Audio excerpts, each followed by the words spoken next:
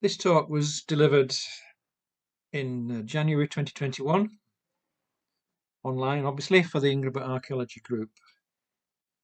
Ingleborough's Place stone settings on limestone pavements, that is the limestone pavements around Ingleborough. It was a project that was part of Stories in Stone. I'm not going to go through all those points there, you can read them yourselves or scan down or ignore them. All I want to say is that this project came under number 8 to discover Ingleborough, and it was the fourth of 5 archaeology-based projects under Stories in Stone, all of which I had the privilege and the pleasure of leading. So let's get. You will have all seen at least one or several of these collections of stones at some point in your lives. Long Meg, which is the nearest one to us in Cumbria. The one at the bottom right there near Avebury in Wiltshire. The stones of Steness north, and the Thrushell Stone on the Isle of Lewis. That's a photo I took in 1971, and the scale bar there is my father. And those of you who know me, I'm a lot taller than my father was. I think he was about 5'6", 5'7", so that's an absolutely massive stone. And you will all, I'm sure, recognise those 4 collections there as megaliths. This collection from a locality called Lanarcombe, a parish called Lanarcombe down in Exmoor, very different. The scale bars there, by the way, each section is 10 centimetres, 100 mil. And these ones down on Exmoor and Bodmin Moor, in that neck of the woods, very rarely do they exceed half a metre, and some of them are as small as just 10 centimetres. The 2 top ones there are narrow, they've got a pointy top. The one on the bottom left, never mind the TD, that's got nothing to do with the stone's origins. That's a bulkier stone, still with a hint of a point. And the one on the bottom right there, very different sized, not in terms of height, but in terms of width and bulk. Very different stone, but again with a sort of vague hint of pointedness at the top. We have a set of megaliths and this set of stones here, and these are not megaliths, these are miniliths. Start with the megaliths. Chris Scarr, that quote is from his book Megalithic Monument to Britain and Ireland, and one of the quotes I've taken from it I think resonates, and the key words there in that quote: Neolithic, responding to changing needs, and ritual practices. So these stones, megalithic stones, and it applies also to miniliths, that they were from the Neolithic. I'll come back to that later. That they were part of the symbolic or ritual aspects of their life, these people's lives, and that they represented ways in which those people responded to changing needs in their lives. And it could have been that they were associated with gathering of the communities, the scattered communities, ceremonies throughout the year, not just astronomical ceremonies, but whatever ceremonies, that they could also or alternatively have been used to mark out landscapes, or they could have been, in his words, in Scar's words, embellishing particular spots with had some special or sacred significance for those people. And I like his little quote there at the bottom. I don't think anybody can disagree with the fact that megaliths are extravagantly large slabs. Amen to that. Miniliths, on the other hand, whether on Exmoor or Bodmin Moor or where we are, and the word minilith, by the way, was first coined by the very prominent archaeologist Aubrey Burl back in 1993. So they are miniaturized monuments.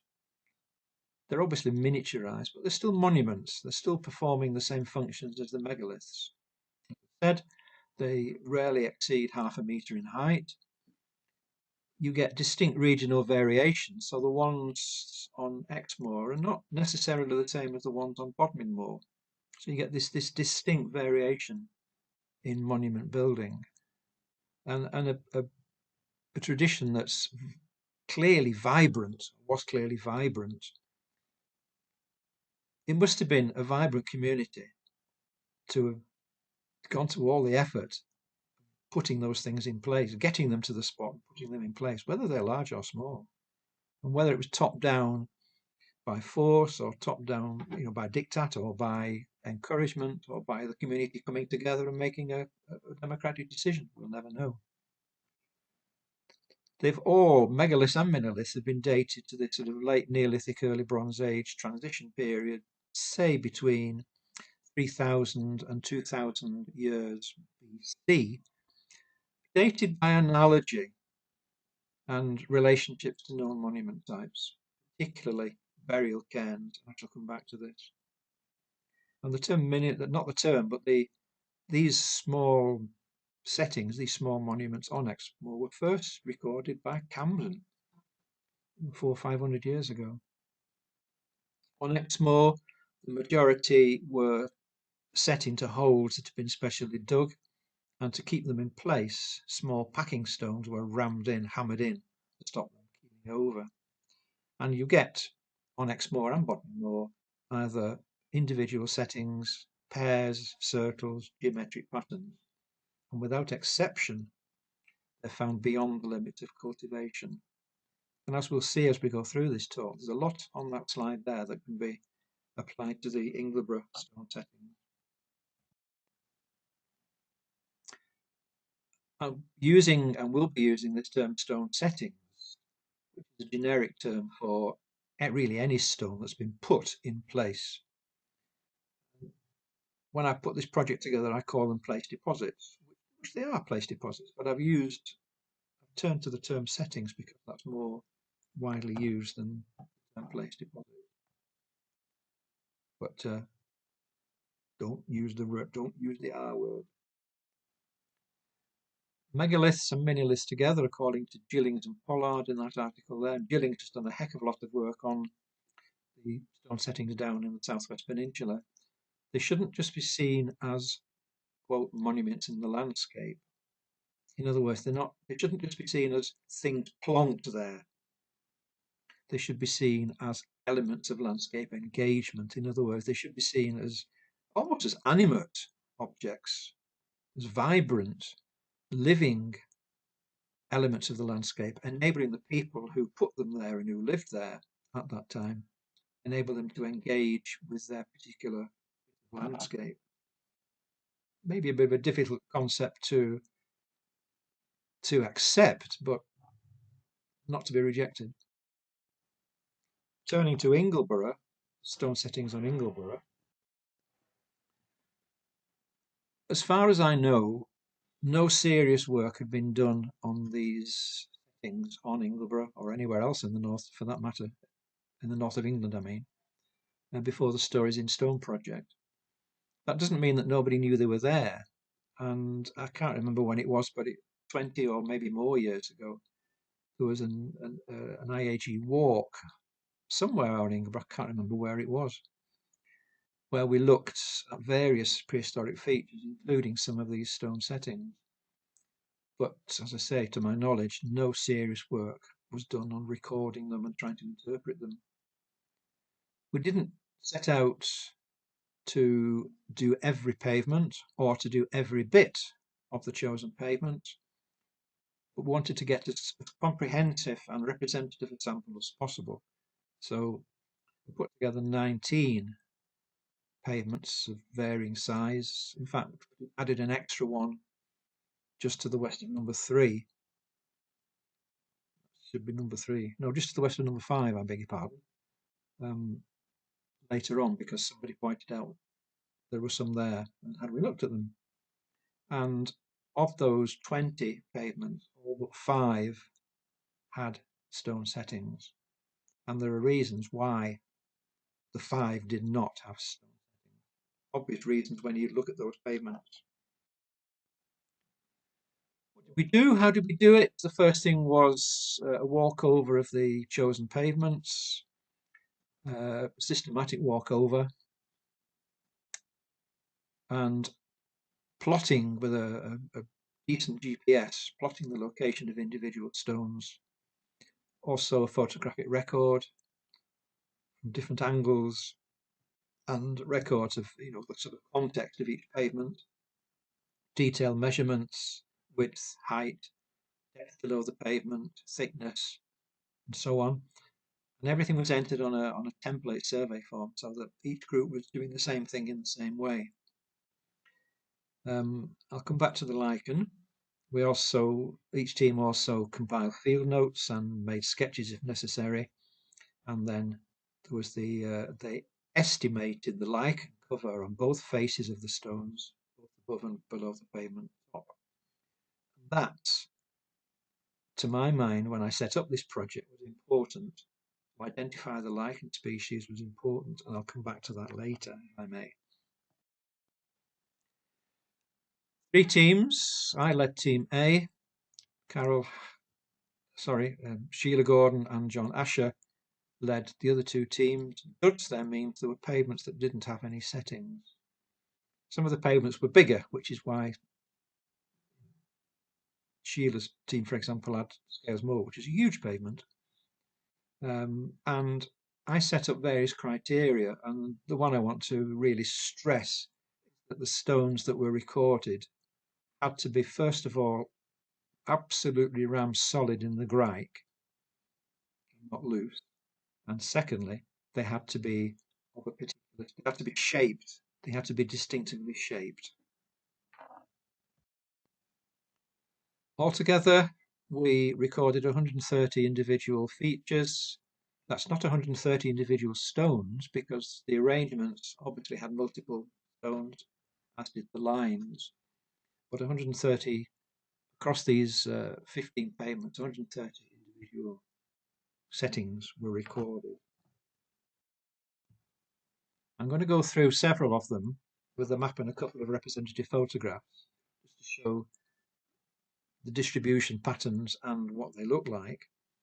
Each of the maps coming up house bottom right, a set of numbers giving how many isolated stones, linear arrangements or non-linear arrangements, and again, aerial cairns as well.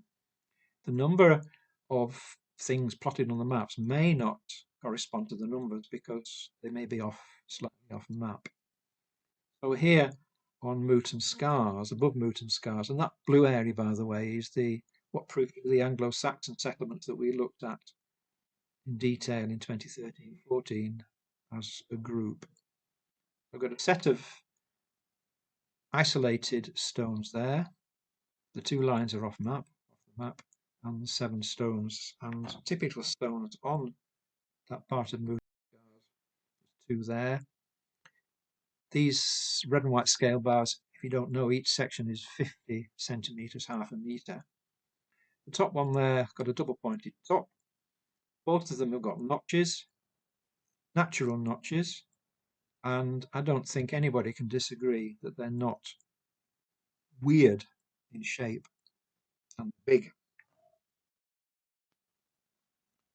Moving further round Mooton Scars to the east, above Mooton Whetstone Hole, onto Mooton proper, an incredible concentration there in the sort of top centre of the map. 18 isolated stones, a line and 2 arrangements.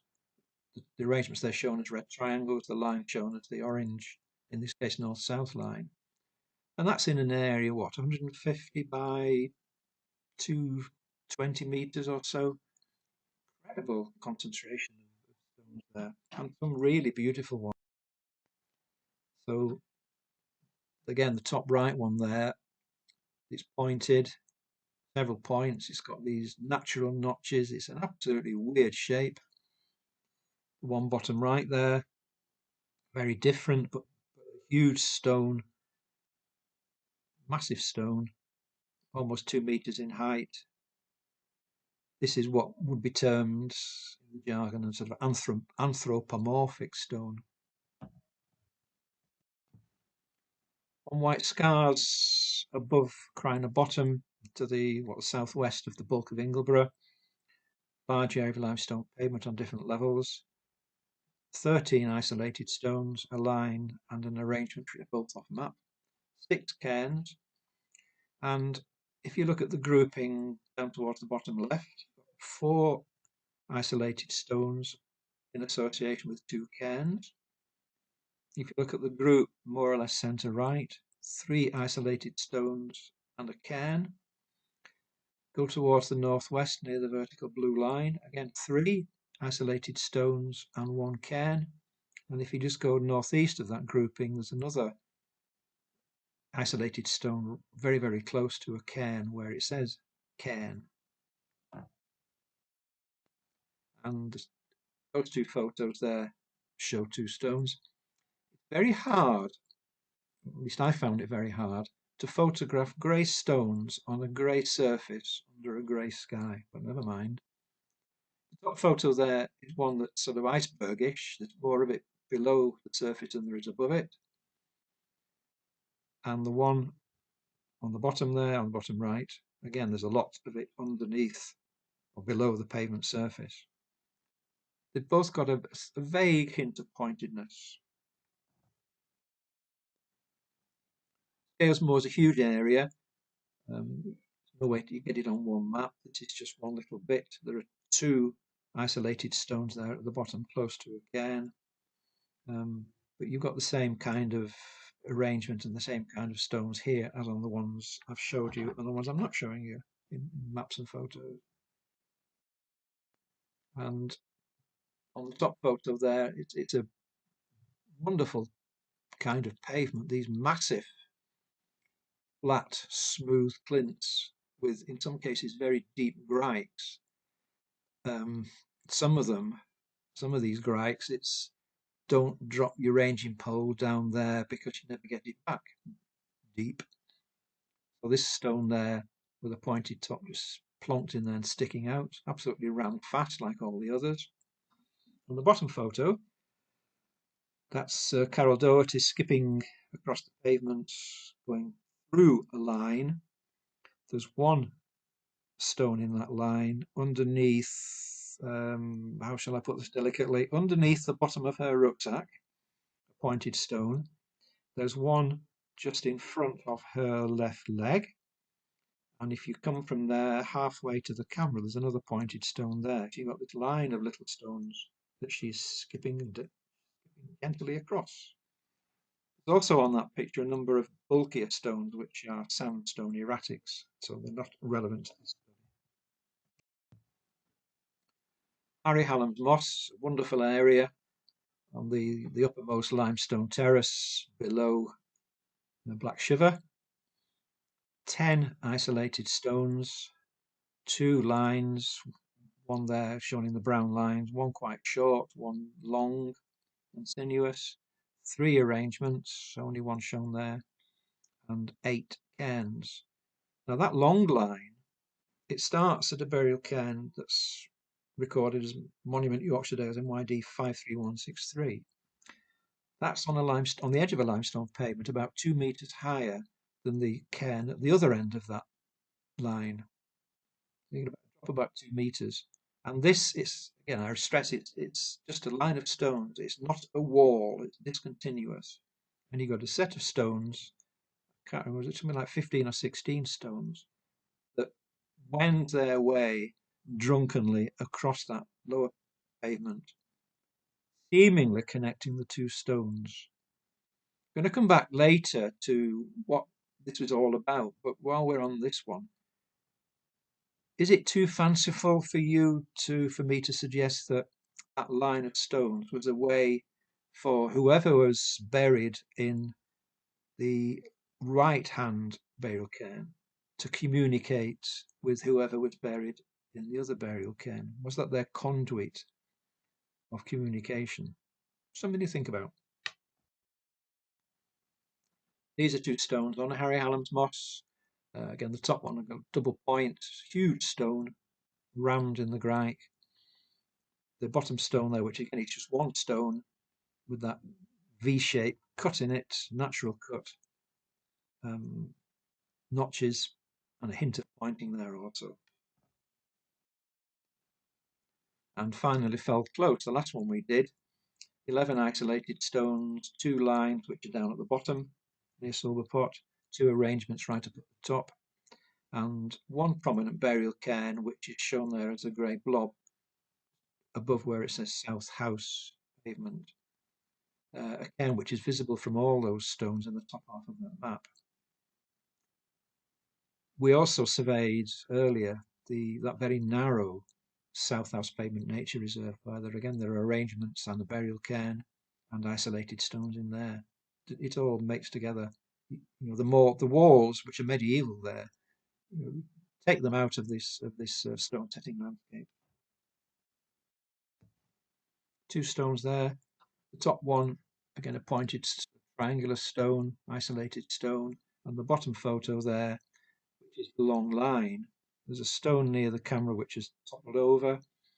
There's one before you get to the scale bar which is leaning over a bit, and there are others which have fallen over completely. Now this line, this discontinuous line, runs for 21 meters, and it has 14 individual stones. Looking at results, the profiles, very distinctive. The dominant, across all the pavements, across all the stones, the dominant features were very narrow, some of them ridiculously narrow. They virtually all had notches. Some of them had holes, natural holes through them. Some of them had scalloped upper edges. Some of them had a sort of triangular form. Some of them, as we've seen, were pointed.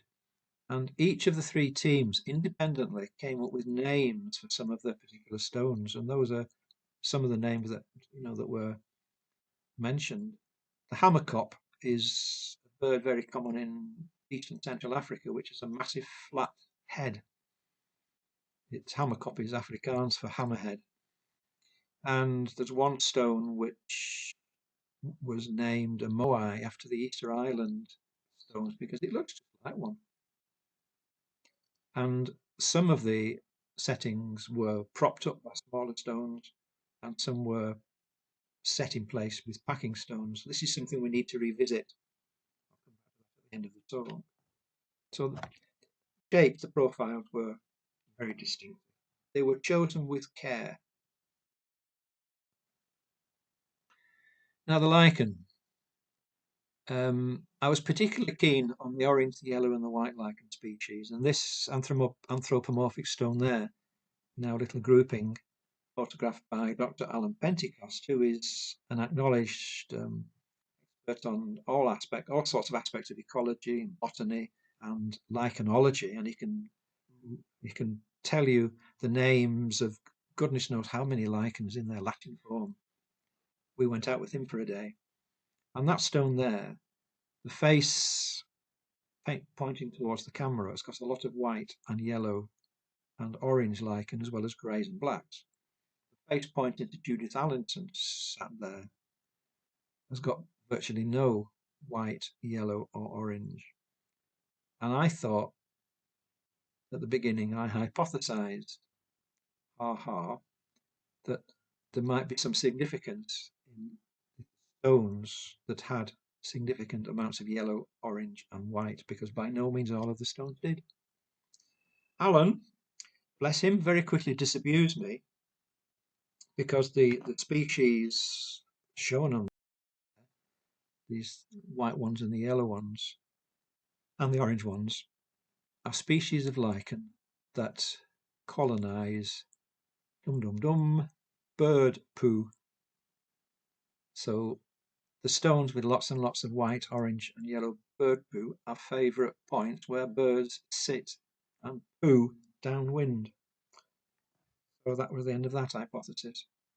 But there was still valid hypothesis. Compare the amount of lichen cover above the pavement top and below the pavement top. The only problem was, of course, when you get out there, in many cases you can't see below. So that hypothesis was unproven. Right, this is the point where if you want to take a break or disappear, then this is the time to do it. See you in a while. Let's look at parallels elsewhere of the stones around Ingleborough. Let's start with Westmoreland.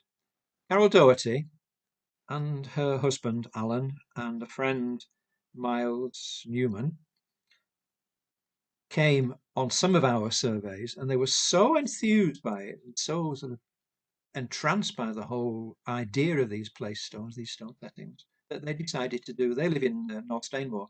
They decided to do on their own the pavements in Westmoreland on the limestone plateau, around sort of Great Asper, Little Asby, Crosby Garrett, Crosby Ravensworth, Alton, that general area there. And they've surveyed 12 quite large areas of pavement, all but one of which have got settings. And so far, they've logged 38 individual settings, 3 isolated, 1 line, and 4 arrangements, groupings of stones. They did that as an extension to our project. And I'm not going to go through that. There's just 2 photos of 2 stones logged. One on the right there, which looks as though it's been whitewashed, obviously very popular with birds with diarrhea, I would suggest. An anthropomorphic stone, rammed hard into the granite. And the one there on the left, now, when I first saw this photo, when Carol sent it to me, I instantly gave it a name based on the top part. And I think that is just so much like Edvard Munch's famous painting, The Scream, with a wide open mouth, the nose, the eyebrows, the back of the head, the hunched body, the knees drawn up. What a wonderfully shaped stone. You probably think I'm silly. Then there was what was called the Western Scotland Megalithic Landscape Project, which looked at stone settings on Col and Tyree, not little ones like ours, but bigger ones, all of which the researchers ascribed to the Neolithic or Early Bronze Age.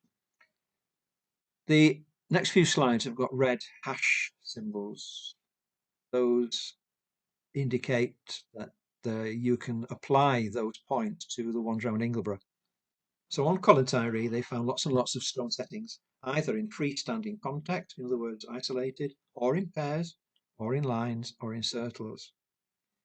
They found a clear association between stone settings and little cremation burial cairns of the type that we have on Ingleborough. And one of their conclusions in their report published 5 years ago, 6 years ago, was that these stone settings embody, quote, links, combinations between land, sky, and monument. That the horizon of each setting was important in its own right as a liminal place. Certain landforms contain liminal qualities and liminal forces. So let's break that down. They're not, as I said earlier, they're not just inanimate lumps of stone plonked there.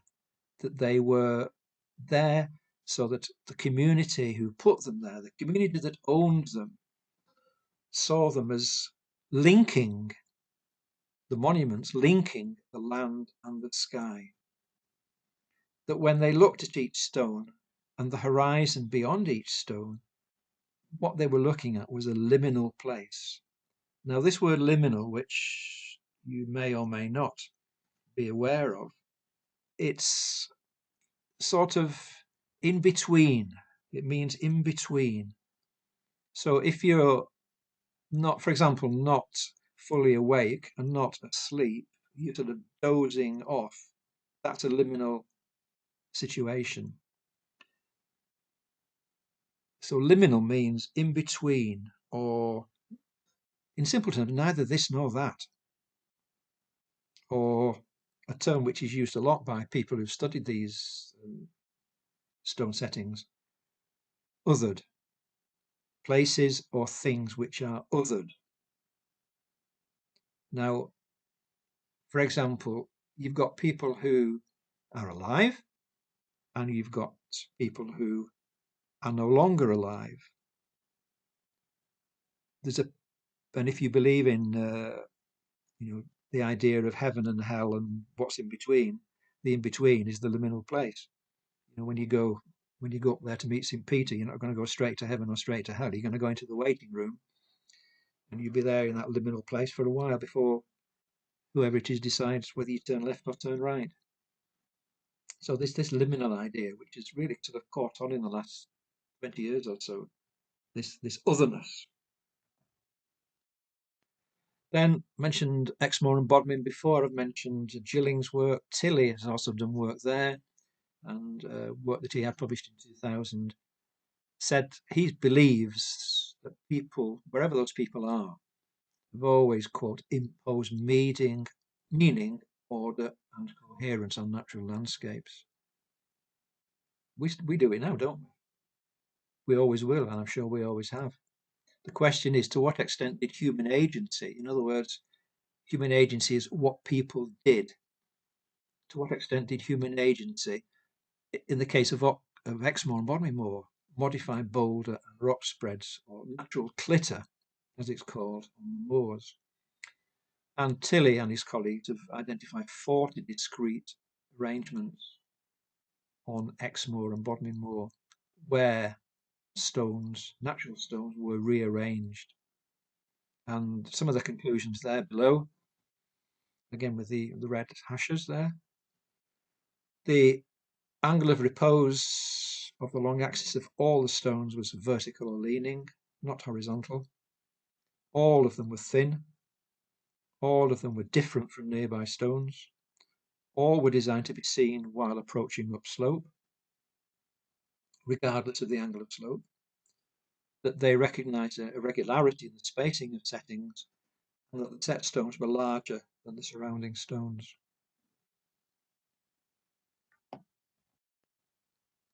Tilly, as other people, believes that it's not just the stone in place that had importance, significance, meaning for the people.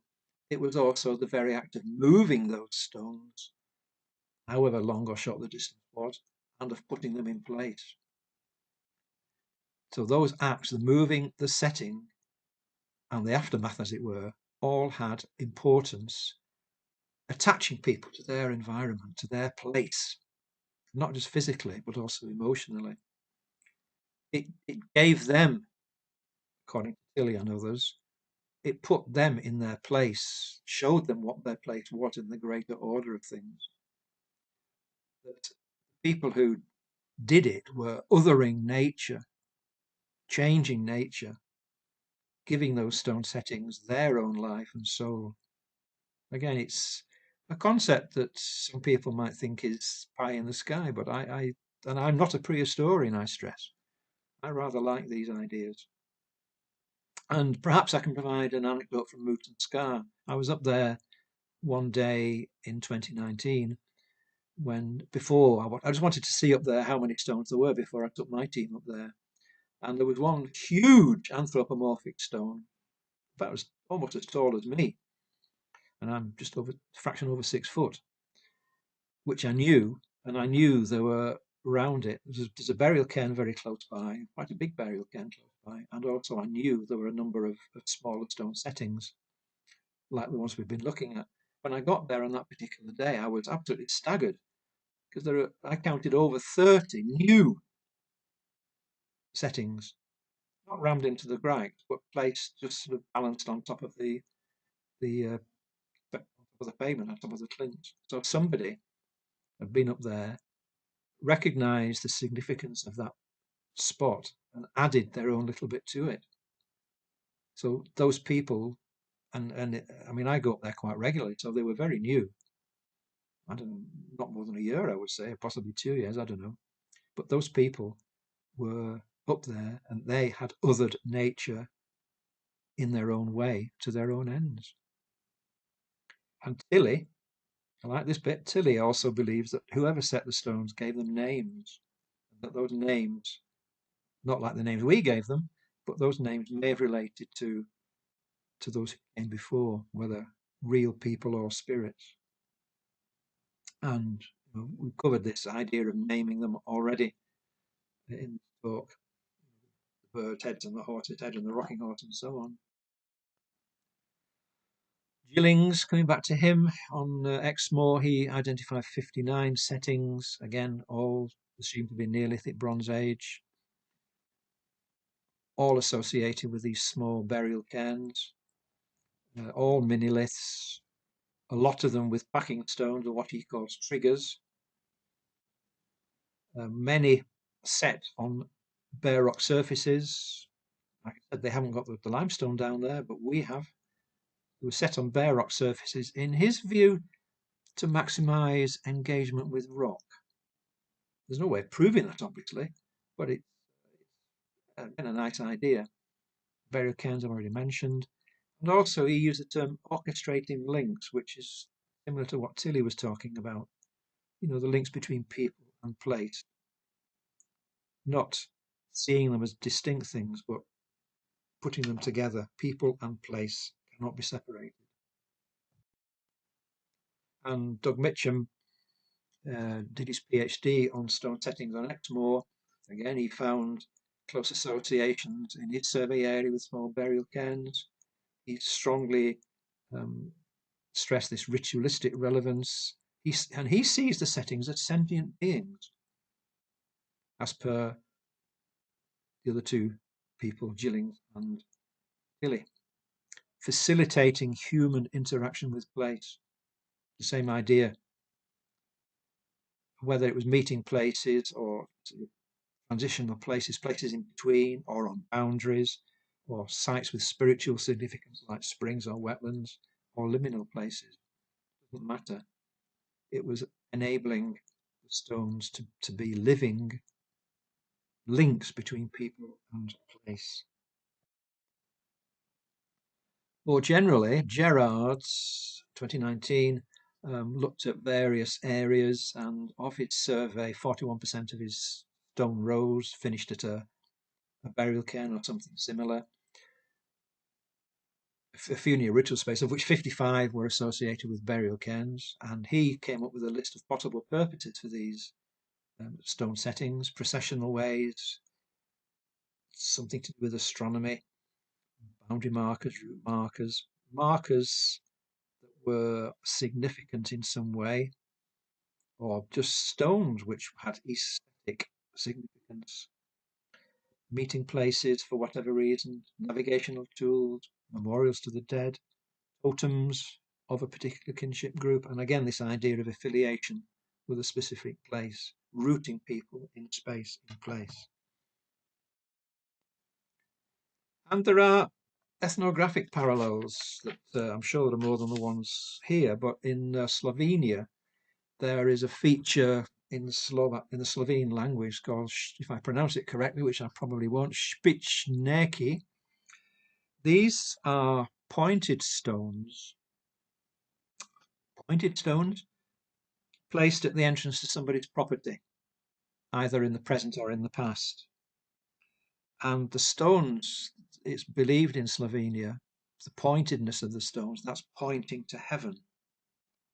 And the idea is that those stones are put there pointing to heaven to implore the heavens not to send storms and bad weather. And in Slovenia, you also get what are called baba stones.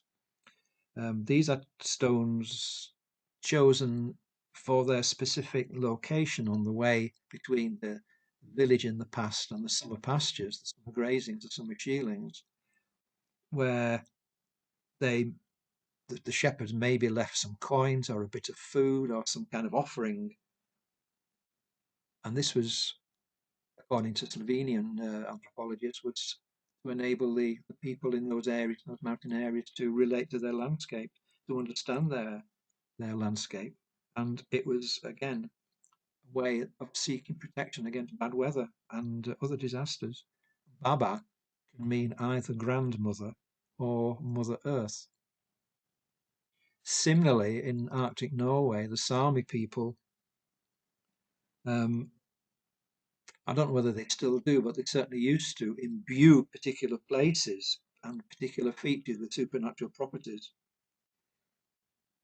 with the aim of helping those Sami to understand, to make sense of their place in the world.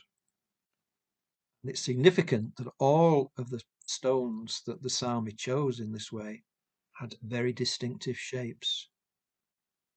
And if you hop across the Arctic to the North Canada, to the Inuit lands, they have features that they call Inuksuk in the singular or Inuksuit in the plural, which are stones with very often anthropomorphic profiles, anthropomorphic shapes, and they're seen as objects of veneration by the Inuit, or as sort of quote unquote marker boards.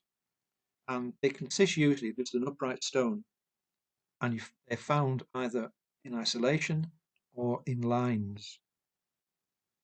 And in the translating from the Inuit languages, they call these stones deconfusers, making sense of the landscape.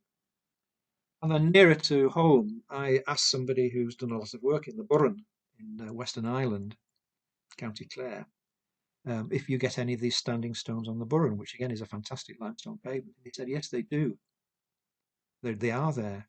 And some of them are clearly old, and some of them are clearly not old. And those that are not old, in very recent times, when the young males were up there with the livestock, they were just lifting these stones and putting them in place as a show of strength.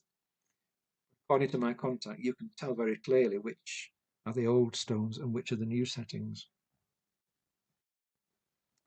So moving to functions and coming back to Ingleborough, some of these you might think, no way. Some of them, yeah, something in that. There are definite links between individual settings, whether lines or groupings or individual stones, and the bulk of Ingleborough. I'm sure the bulk of Ingleborough, seen particularly from the west, has always held people in awe. Were they processional markers representing some past events or what happened in those particular locations? Were they creating visual memorials to an ancestor rather than just sticking Grandad in a kist in a burial cairn? Were they route markers? I don't think so. Were they links or conduits through the potholes, the caves, and the grikes between the living and the dead, down to the underworld, the gods down there? Were they just miniaturized replications of megaliths that these people had observed on their travels elsewhere? Did they have astronomical significance? Who knows? Were individual stones, individual settings imbued with particular meaning, with particular resonances? Why have some of them got anthropomorphic properties? Why have some of them got zoomorphic properties? And the last two there, were they just farmers marking dead sheep? Were they stones stacked ready to be carted away as rockery stone? Those last two, no, no, no, no, no. In conclusion, firstly, they're our settings, like those down in Exmoor and Bodmin have only recently, say within the last 20 years or so, been identified as significant, as archaeological features worthy of study. Secondly, in the past, they were often dismissed as what's been termed landscape graffiti or dead sheet markers again. Thirdly, the lichen distribution. From the ones that we were able to draw conclusions about, there's definitely a lot more lichen above than below the surface, which suggests there that they've been there for quite a time, and we can't define quite a time because lichen grows on top of lichen, so it's impossible to try and Alan Pentecost tried it somewhere else and said it's just a waste of time. You cannot closely or even vaguely attribute age to lichen distribution. Fourthly, this idea that people always have and probably always will want to engage with something bigger than themselves, as Ian Simmons called it the notion of the sublime, and as Dick Hordyke, I'm not sure how you pronounce that, wrote, nature in the past was seen as, quote, the entire other material components of the cosmos. And he defined those other material components as the flora, the fauna, geological features, topographical features, aromas, tastes, and sounds. Stones were there as, these deconfusers, the Inuits deconfusers, or making sense of life and what it's all about. And lastly, there, round Ingleborough, every single stone had been rived off the pavement. In many cases, been moved some distance. They hadn't just been moved half a metre or something and just tipped through 90 degrees. They'd been moved some distance and they were rammed into the grags.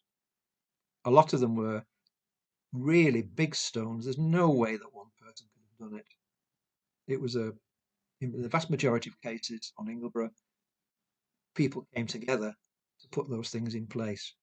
And it's pretty obvious when you see them that they were put there to last into the future. More than half of all the Ingleborough settings have a very distinctive shape, notches, holes, pointed bits, But it's impossible to date them except by analogy with the burial mounds, for example, or by parallels from elsewhere. And I am quite happy to go along with Gillings, who believe that these settings viewed power of place and represent interregional ideologies and cosmologies. I'm a pretty down-to-earth kind of guy. I don't get carried away with hairy-fairy nonsense, but I quite like these ideas of Gillings and Tilly and further survey work that I hope, if the COVID ever lets us get out there, I want to do some more work if we can get volunteers either from IAG or beyond IAG. It doesn't have to be just IAG, but I want to know how far can you see. I didn't think of these originally. How far can you see individual stones? Do they blend into the wider landscape? And at what point do they blend into the wider landscape or emerge out of the wider landscape? I want to make sure we've checked every stone, every log stone, and see how many have got packing stones. I want to know how many of the settings are on, those smooth, large clints, clint-type pavements, as opposed to on shattered pavement. And I want to know how many stones were not sourced from the immediate area, how many were brought in from a distance away. So I hope we can get those things done through 2021. Fingers crossed. And I'm going to leave the final words to Lady Mortimer Wheeler, wife of the eponymous Mortimer Wheeler. And I thank Maurice White, group member, for this, because he reminded me of this. He was a volunteer on the project, and he reminded me, or told me rather, of a lecture that Lady Wheeler gave to his school when he was in the sixth form. So that sort of rather dates him. And Lady Mortimer Wheeler was talking about different aspects of archaeology and monuments. She said, quote, the placing of stones in the environment was both real and significant, not just accidental. And she stressed, she was talking in a talk about cultural attitudes in the past and to the past.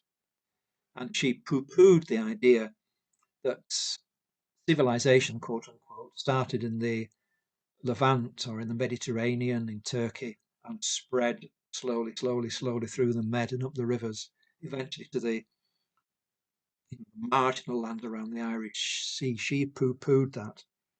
She said, no, there was a different kind of civilization started around the Irish Sea in Orkney and Shetland, the Western Isles, around the island of Ireland, in North Wales, in Cumbria, in Cornwall.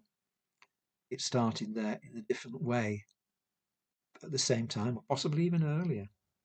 And she also believed that stones, the idea of making sense of the afterlife and what is out there, started in the north. Take it or leave it. Blah, blah, blah, blah, blah. If you want to read more, if you want to know more about the project in detail, there is the book of the project there, which is available from the YDMT, either in person at the office or online. Thank you for listening.